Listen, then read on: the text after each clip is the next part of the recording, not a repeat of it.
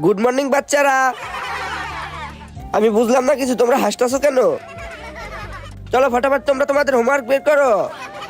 আরে এত কেন হাসতেছস তোরা? তোরা কি হাঁসের মাংস দিয়ে ভাত খেয়েছিস নাকি সকালবেলা? দাঁড়া, তোদের আজকে মজা দেখাইতেছি, খালি হাসবি না। হাসতে মানা করছি না, তারপরও হাসতেছস, হাত বাই কর।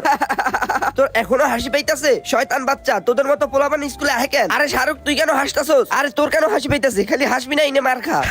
এতবার মারলাম তারপরে তোর হাসি যাইতেছে না, শালা শয়তান পোলাপান। আরে ফয়সাল, তুইও হাসতাছস? বুঝলাম না, আমার কি জোকারের মতো দেখাইতাছে? তোরা যে হাসতাছস এত?